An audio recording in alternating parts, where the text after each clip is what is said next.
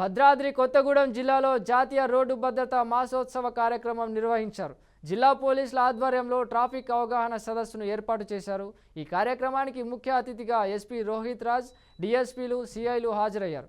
Traffic భద్రతపై ఏర్పాటు చేసిన వివిధ స్టాల్స్ను ఎస్పీతో పాటు పట్టణ ప్రజలు సందర్శించారు. ప్రతి ఒక్కరూ తమ వాహనానికి తప్పనిసరిగా ఇన్సూరెన్స్, డ్రైవింగ్ లైసెన్స్ కలిగి ఉండాలని ఎస్పీ సూచించారు. సో మనము జాతీయ రోడ్డు భద్రతా మాసోత్సవాల్లో భాగంగా ఈరోజు ఈ ప్రోగ్రామ్ని కండక్ట్ చేయడం జరుగుతుంది.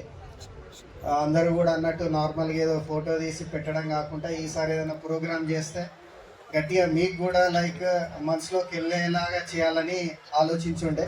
సో దానికి ఇంత ఆర్గనైజ్ చేసినందుకు వీళ్ళందరికీ కూడా స్పెషల్ థ్యాంక్స్. సో నాకు ఎప్పుడు కూడా లైక్ ఆటో సోదరులను చూసినప్పుడు చిన్నప్పుడు నేనంటే సెకండ్ థర్డ్ క్లాస్ ఉన్నప్పుడు నాకు ఆటో డ్రైవర్ కావాలని బాగుండేది. ఎందుకు అంటే లైక్ ఆటో ఎంత డెకరేషన్ చేసేదంటే వాడు జిగేల్ లైట్లు పెట్టేది. అసలు దాంట్లో పాటలు ఆ డెక్ సిస్టమ్ పెడితే ఏ సినిమా థియేటర్ కూడా పనికిరాదు. అటు